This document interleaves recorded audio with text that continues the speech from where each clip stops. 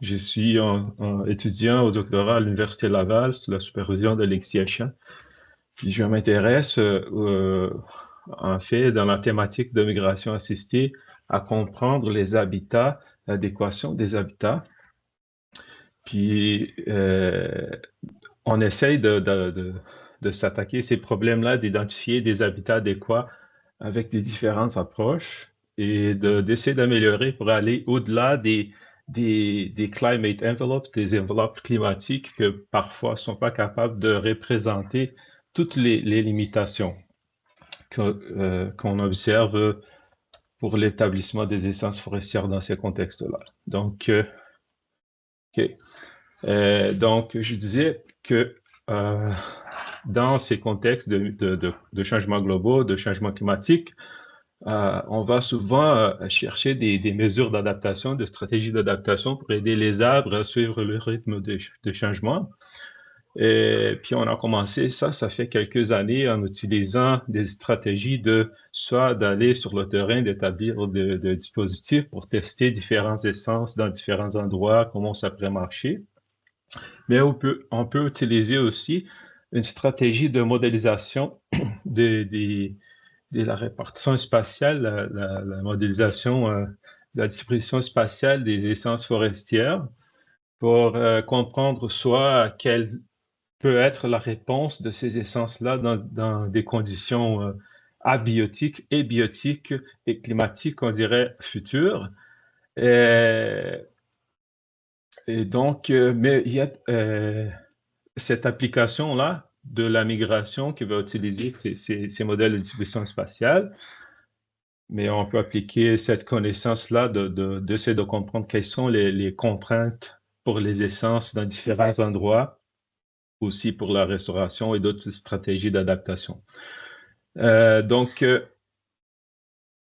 notre défi, après avoir testé plein de choses dans le cadre de ma thèse de doctorat, puis je pourrais dire que j'ai commencé avec cette idée-là d'aller au-delà des enveloppes climatiques. Donc, j'essaie d'inclure les sols et la topographie fine issue du LIDAR.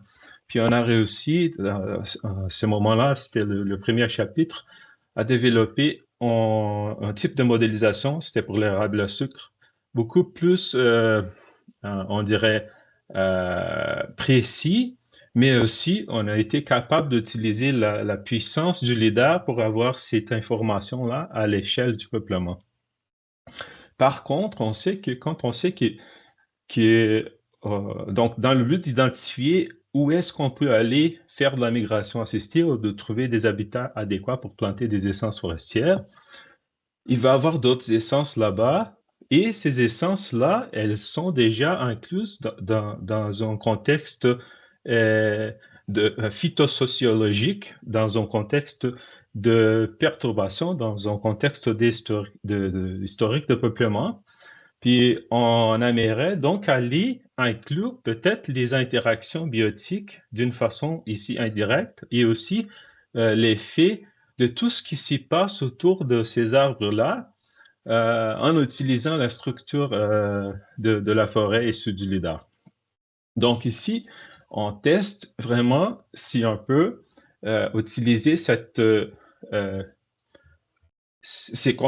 composante-là qui est la structure pour comme des proxys pour la disponibilité de lumière, pour la compétition, soit pour l'humidité et plein d'autres variables que les, les, les métriques issues du LIDAR peuvent nous aider à représenter dans notre modélisation.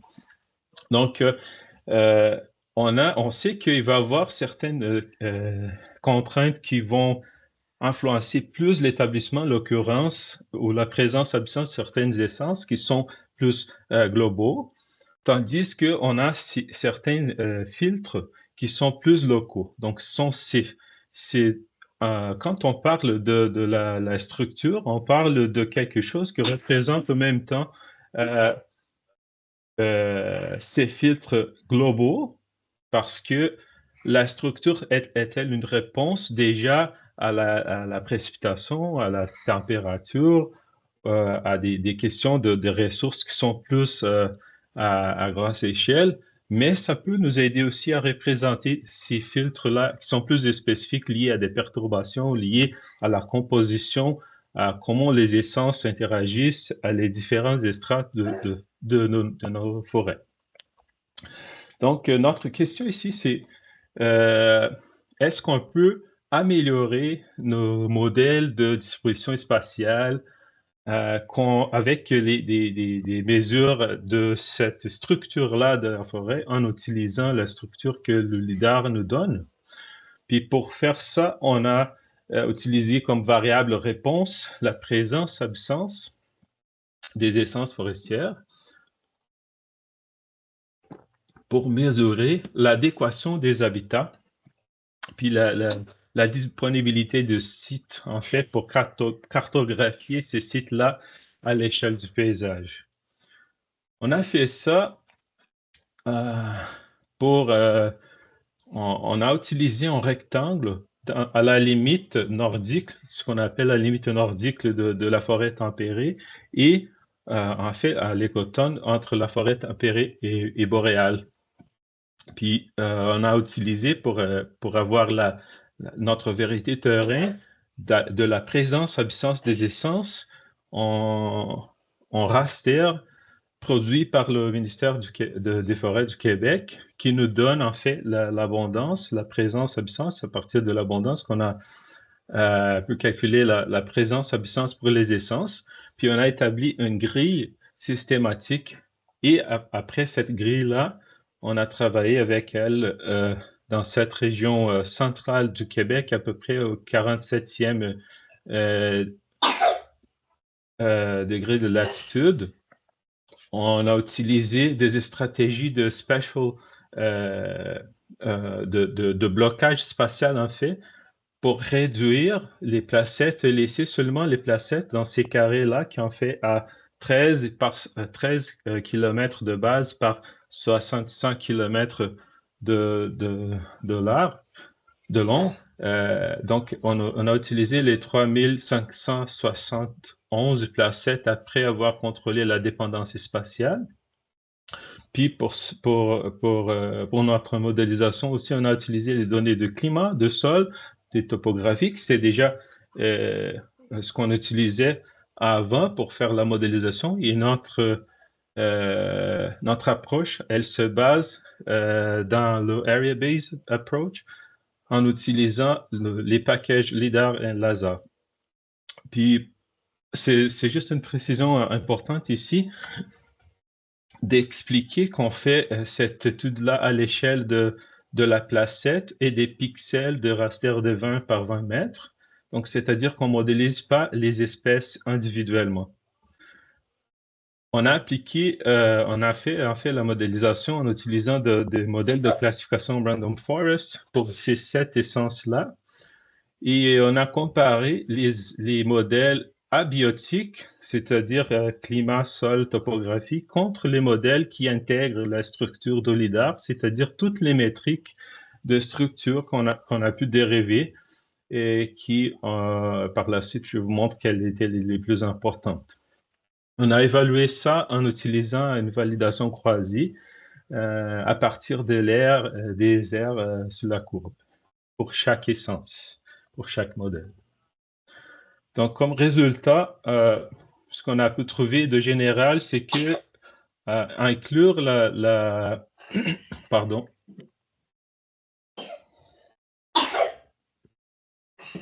En incluant l'information de la structure de la forêt, on a pu améliorer notre capacité de prédire la présence-absence pour toutes les essences, spécialement l'épinette noire ici, qui a démontré qui a fait la plus grande amélioration. Ça nous dit peut-être que ces essences-là qui sont à la limite vont être peut-être moins influencées par des questions abiotiques, puis on va pouvoir trouver une importance plus prononcée de ces métriques-là de la structure pour expliquer l'adéquation de ces habitats. Mais comment, donc, pour essayer de comprendre un peu c'est quoi le visage, c'est quoi la physionomie de ces peuplements-là, on a essayé de produire ces transects qui nous montrent en fait comment cette structure-là nous aide à différencier les types différents de peuplements, soit ici les conifères des feuillus, les résineux des feuillus, parce qu'on peut voir clairement qu'il y a une différence géométrique en regardant les deux différents types de configuration de ces nuages de points-là.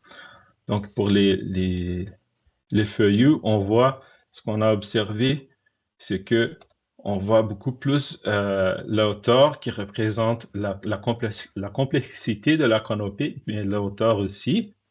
Donc, si je vous montre, par exemple, que l'érable à sucre a été souvent dans des forêts qui sont plus complexes et qui représentent des peuplements plus matures. Tandis que le bouleau à papier, lui, il allait coloniser probablement des peuplements qui sont plus denses et des canopies qui sont plus simples. Et donc là, on voit qu'il y a une configuration de canopée, mais aussi de structure de la forêt qui a l'air beaucoup plus de expliquer pourquoi les feuillus sont là. Puis aussi, on remarque que à cause des métriques qu'on a pu trouver importantes, souvent étaient liées à la hauteur, mais aussi à la proportion de points au-dessus d'une certaine hauteur. Par exemple, la proportion de points au-dessus de 2, la proportion de points au-dessus de 5, qui nous ont aidé aussi à expliquer la présence. C'est-à-dire que cette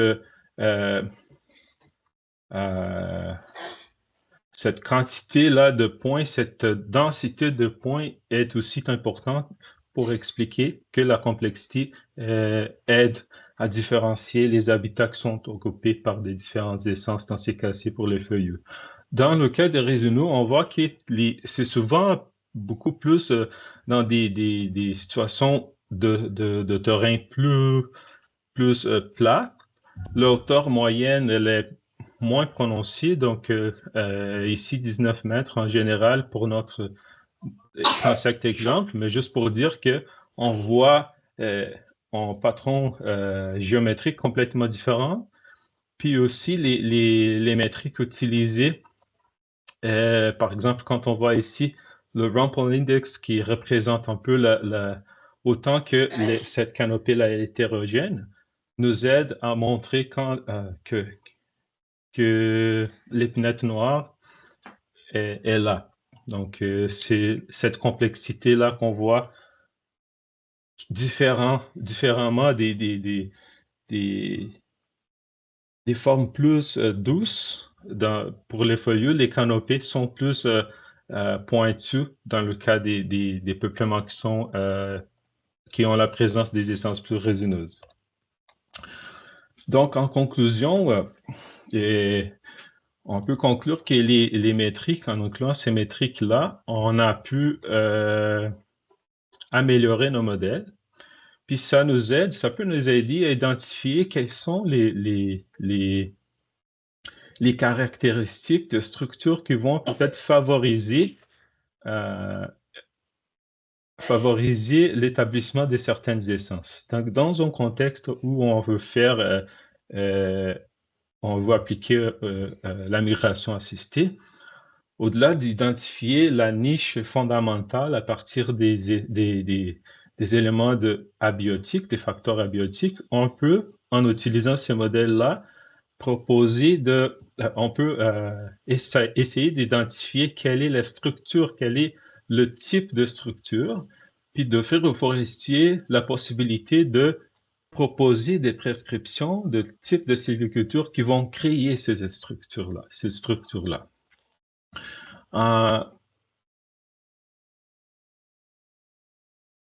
Bon, et finalement, une autre conclusion, c'est que en utilisant ça, on va être capable de rester dans une échelle qui nous aide à cartographier les habitats qui sont différent de dire que les habitats qu'on essaie de cartographier sont les habitats fondamentaux qu'on dit, c'est-à-dire tout ce qui est expliqué par le climat et sol, on va être capable euh, de mesurer quel est l'habitat réalisé qui est une réponse des perturbations de l'aménagement, de comment les essences répondent en fait à la réalité qui va au-delà du climat, au-delà du sol, mais aussi qui prend en compte ce qui s'y passe du côté des perturbations et des événements stochastiques.